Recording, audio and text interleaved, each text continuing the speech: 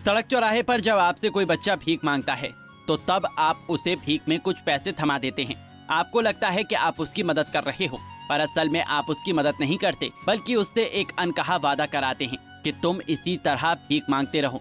मुझ जैसे लोग तुम्हें बिना मेहनत की ही कमाई करवाते रहेंगे और तुम इसी तरह भिखारी बने रहोगे। लेकिन इन सब के उलट एक ऐसा भी युवक है जो इन्हें भीख में पैसे नहीं बल्कि शिक्षा दे रहा है। जी हाँ, सही सुना आपने। चलिए बताते हैं आपको पूरी कहानी। दरअसल उधम सिंह नगर जिले के रुद्रपुर में राजकीय प्राथमिक विद्यालय के बच्चे इन दिनों प्राइवेट स्कूल के बच्चों की तरह नजर आ रहे हैं। इस स्कूल में 100 ऐसे बच्चे पढ़ रहे हैं जो 1.5 वर्ष पहले रुद्रपुर की गलियों में भीख मांगने और कूड़ा बीनने का काम करते थे। उस समय उधम सिंह नगर के तत्कालीन जिलाधिकारी डॉक्टर अक्षत गुप्ता ने ऐसे बच्चों को शिक्षा से जोड़ने के लिए मिशन आगाज अभियान की शुरुआत की थी, लेकिन उनका स्वर्गवास होने के बाद से ये मुहिम अधूरी रह गई।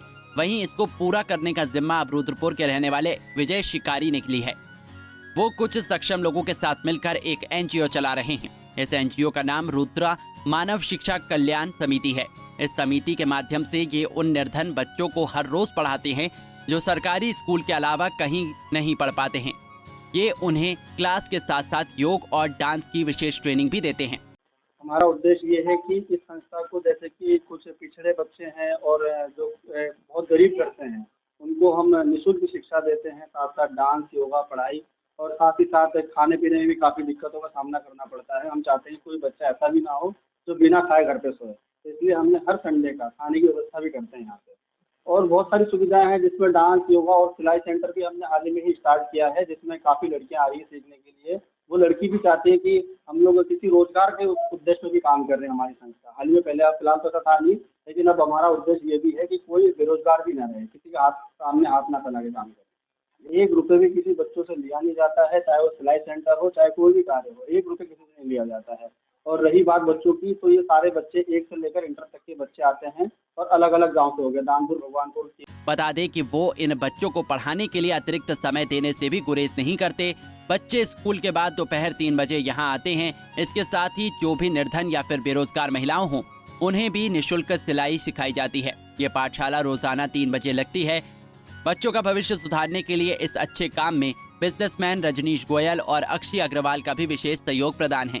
ये रुद्रा मानव शिक्षा कल्याण समिति में यहाँ पे ये एक एनजीओ है। यहाँ पे निःशुल्क सेवा कराई जाती है और यहाँ पे पहले हम लोग अपने सरकारी स्कूल में जाते हैं, फिर उसके बाद यहाँ पे आते हैं, फिर पढ़ाई करते हैं, फिर यहाँ पे अदर्स एक्टिविटी भी होती है, जैसे योगा, डांस और एक्टिविटी होती है, जैसे आर्ट एंड क्राफ्ट। और यहाँ पे सब कुछ। ये रुद्रा मानव शिक्षा कल्याण समिति है, इसे एनजीओ के नाम से बोला जाता है।